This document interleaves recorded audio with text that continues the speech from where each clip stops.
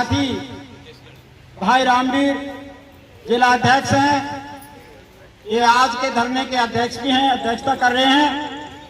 मेरे पुराने साथी मैं ये कहूँ मास्टर रमेश जी, अफलातून जाखड़ जी और रेवेन्यू विभाग के जिला के प्रधान भाई मनीष यादव जी ऑफिस कानून हैं ये यहाँ पे, और भाई विजय मात्रा रोडवेज से हमारे बहुत ही पुराने साथी भाई खुलाना जी, आप सभी इनको जानते हैं। काफी दिनों से लगातार जब से आए हैं सारी नौकरी के अंदर इन्होंने संघर्ष किया और आज रिटायर होने के बाद भी आपके बीच में हमारे साथी विष्णुदेव जांगरा जी, जो कि रिटायर होने के बाद भी अभी कह रहे हैं भाई मैं रिटायर नहीं हुआ हूँ, जो भी आपकी कॉल होगी हमें बता देना, आगे करेंगे।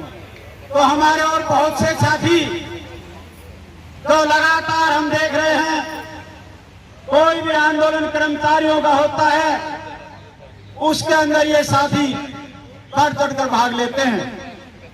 साथियों, दो बातें हैं, अगर रोजगार बचाना है और दूसरी बात पक्का रोजगार चाहिए, तो आप ये मान लीजिए कि आपने संघर्ष को मजबूती के साथ लड़ना होगा। ये सरकार बगैर लड़ाई के कुछ देने की नहीं है।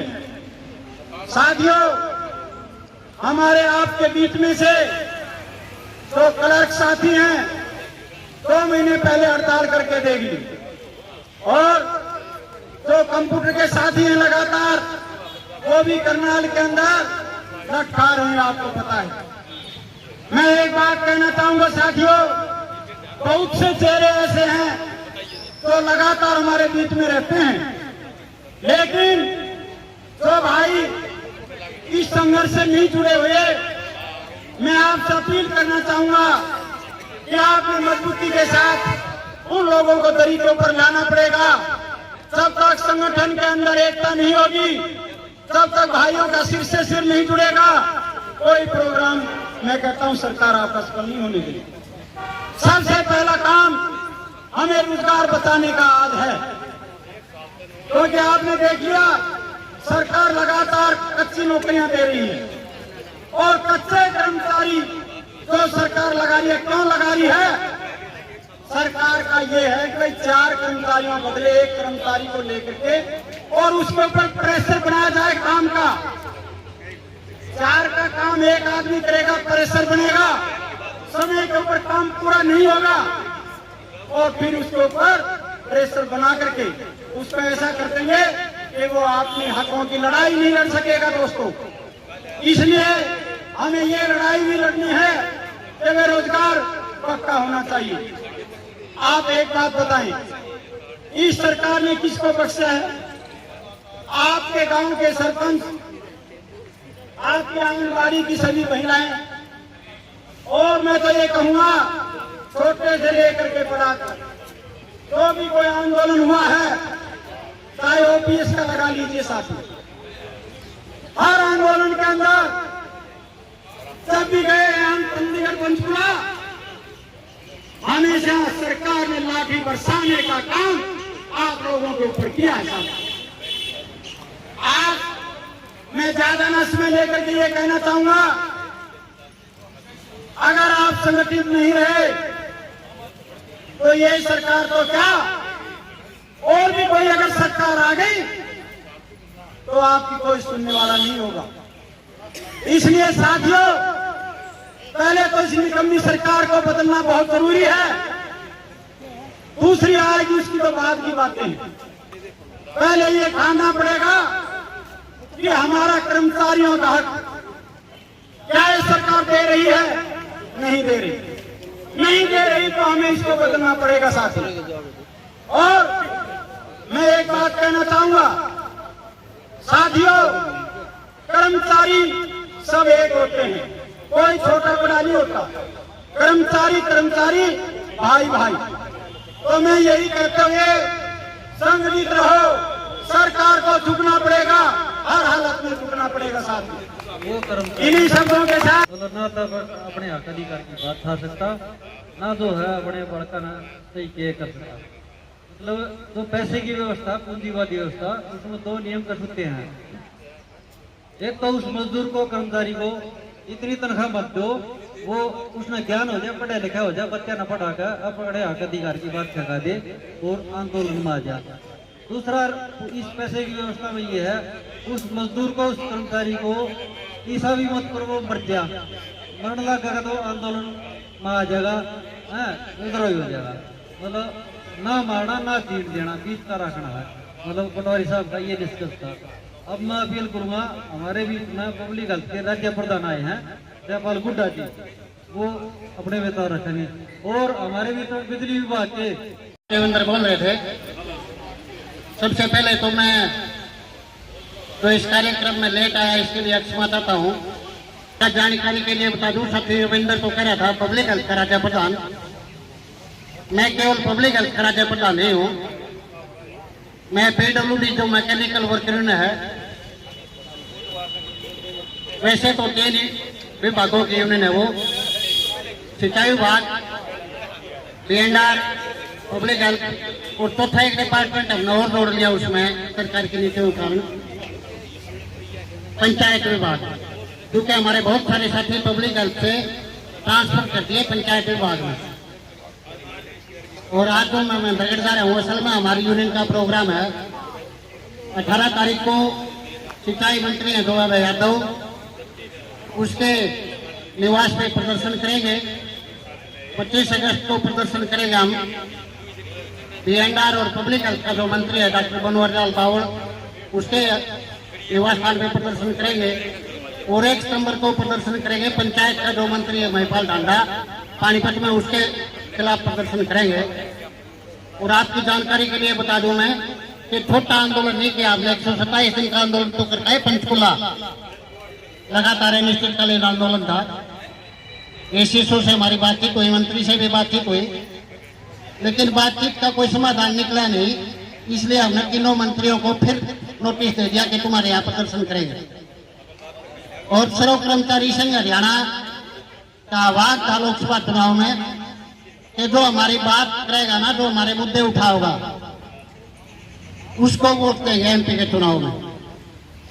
और लगातार हमने तमाम जिलों में प्रदर्शन किए, मीटिंगें की, ब्लॉकों पे पंचायतें की, लेकिन सरकार की नीयत में गड़बड़ है। हमारी मांग क्या है कि तमाम तरह के कच्चे कर्मचारियों को पक्का कर दो, कौशल रोजगार निगम को बंद कर दो, पुरानी पेंशन नीति लागू कर दो, खाली पड़े पदों पे तो लगभग हरियाणा में 8 लाख के करीब पद खाली पड़े हैं, उन पे पक्की भर्ती कर दो, कौशल रोजगार निगम को बंद कर दो। लगातार आप देख रहे हो लोकसभा चुनाव के बाद के सरकार कह रही है कच्चा न पक्के कराएंगे, 58 की बजाय 60 साल की रिटायरमेंट उम्र करेंगे, पुरानी पेंशन पे बोल ही नहीं रहे, ना कौशल को बंद करने के लिए बोल रहे।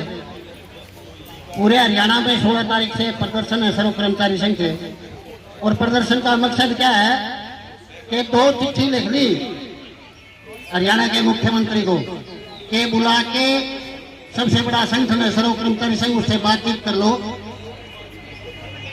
मुख्यमंत्री बदल गया था, बधाई भी दे दी, लेकिन बात कोई नहीं कर रहा। कैबिनेट की मीटिंग हो ली, ना 58 पे 60 पे बोले, ना कच्चा न पक्केकरण पे बोले, ना पुरानी पेंशन बहाल करने पे बोले। और हमने सभी मेंबर ऑफ पार्लियामेंट के उम्मीदवारों को ज्ञापन दिए थे। 2-3 MP बोले थे हमारे मांग पत्र पे। एक तो हमारे प्रधान जी, बड़ी संख्या में पटवारियों के तबादले हुए हैं, कानून को के भी हुए हैं, क्या मानना है, किस कारण से किए गए होंगे? ये हमारे कल डी साहब की ओर से ट्रांसफ़र किए गए हैं पटवारी कानूनगो के झज्जर जिले के, जिसमें मेरा स्वयं का ट्रांसफ़र भी बहादुरगढ़ से और मातानेल बतौर ऑफिस कानूनगो हुआ है। और इस तबादला सूची में प्रशासन द्वारा गलत ट्रांसफ़र किए गए सारे ही, और उन ट्रांसफ़रों में सरेआम पैसे लिए गए। जिन कर्मचारियों द्वारा पैसे लिए गए हैं उनको अपने चहेती स्थानों पर लगा दिया गया है, और जिनके द्वारा पैसे नहीं दिए गए उनको दूरस्थ स्थानों पर नियुक्त कर दिया गया है। तो बहुत सारे पटवारियों की यही शिकायत है कि जानबूझ के सरकार को बदनाम करने के लिए और अपने भ्रष्टाचार के जरिए गिट्टी फिट करने के लिए ऐसा किया जा रहा है। हमारा किसी भी पटवारी कानून का कोई रोष नहीं है, कोई हमारी खिलाफत नहीं है। सरकार के हम साथ हैं। जैसे भी सरकार की जो नीति है उनको हम बिल्कुल आम जनता के सम्मान के साथ पहुँचा रहे हैं। लेकिन जो प्रशासन है, प्रशासन की अपनी खुद की नीति बनाई है और उस नीति के तहत हमारे कर्मचारियों को ज़बरदस्ती भ्रष्टाचार में संलिप्त कर रहे हैं। उनसे ज़बरदस्ती तय करते पैसे कमाओ और पैसे दो, सिर्फ पैसे लिए सारा काम करते, खुल्लम खुला पैसे लेते हैं। और इस बात के लिए कहीं भी अगर सीएम साहब से या माननीय अपने जो डीजीपी साहब हैं शत्रुजीत कपूर जी, उनके सामने मैं लिखित में दे सकता हूँ, या खुले पैसे चलते हैं। आमजन के होते हैं, आमजन के केस जब हमारे नज़रसानी के इंतकाल होते हैं, नज़रसानी का इंतकाल आमजन का होता है और वो एक क्लैरिकल मिस्टेक मानो, क्लैरिकल मिस्टेक के कारण वो डीसी साहब के अप्रूवल के बाद दोबारा उस ऊपर संज्ञान लिया जाता है और उसमें जो कंसर्न तहसीलदार है उसका फैसला देता है दोबारा। अब इसमें जो भी है खारिज करना है, मंजूर करना दोबारा होता है और वो इनकी मंजूरी के लिए आते हैं। वो मंजूरी के लिए इंतकाल आते हैं, उनके बगैर पैसे एक इंतकाल भी नहीं करते। ये अपना डाटा 2.5 साल का डी साहब ये बताते हैं इनके पास आज तक कितने इंतकाल आए हैं और कितने इंतकाल इन्होंने वापसी भेजे हैं और कितने इनके पास लंबित हैं। और वो इतने 1.5-2 साल से लंबित हैं, तो वो किस कारण से लंबित हैं? जबकि एक कर्मचारी के पास एक डाक 5 दिन के लिए लंबित रह जाते हैं तो उसको परिसंज्ञान लेते हैं। लेकिन जब एक जिले का अधिकारी है उसके पास जो लंबित है उनके लिए अपना इनको परिविधों को संज्ञान सरकार को लेना चाहिए। ये उनका फैसला क्यों नहीं करते? जो आमजन के इंतकाल है उनको परेशानी क्या, अभी आमजन का जो काम है उनको निपटाना चाहिए। अधिकारी तो कह रहे हैं कि भी पटवारी भ्रष्टाचार ज़्यादा करते हैं, वो परेशान करते हैं। हमारे पटवारी को पकड़ होना चाहिए। हमारे पटवारियों को कोई भी भ्रष्टाचार में कहीं शामिल है तो उनके खिलाफ कार्रवाई करो। अगर मैं मेरे खिलाफ भी करो, मैं कहता हूँ मेरा तबादला बहादुरगढ़ से मातनडेल किया गया है, मेरे को सबूत देते किस आधार पर किया गया है। मेरी शिकायत है तो कर दो, मेरे को सस्पेंड करो, टर्मिनेट करो, जो भी ना सजा देने दो, मैं तैयार हूँ सजा लेने के लिए। मेरे आमने सामने आ जाओ, मैं ग्राउंड में इनके साथ बात करने के लिए तैयार हूँ। आपका मानना तो ये है कि कर्मचारियों को जानबूझ के परेशान किया जा रहा है अधिकारियों द्वारा। कर्मचारियों को सिर्फ ये करें, सरकार को बदनाम करना चाहते हैं, सरकार को बदनाम करेंगे तो इनको इनकी अपनी नीति है। इन्होंने तो जो भी सरकार आए वो अपना तौलिया मारना और अपनी कुर्सी बरकरार रखना। कर्मचारी बेचारे सफर करते हैं, कर्मचारी कहाँ तक जाएगा? 70 किलोमीटर दूर एक कर्मचारी नौकरी करेगा तो वो बच्चों को कैसे खाने खिलाएगा?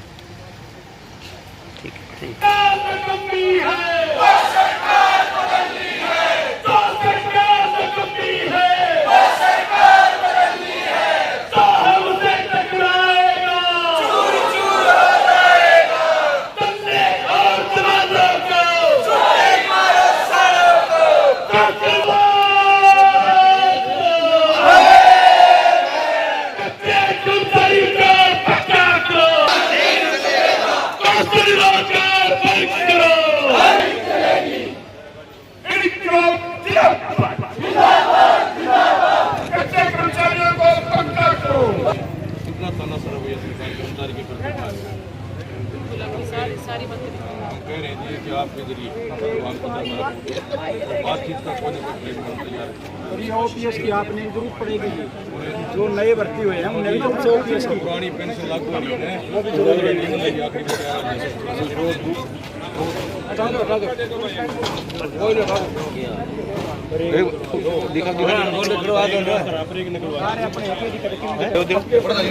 कच्चे कर्मचारी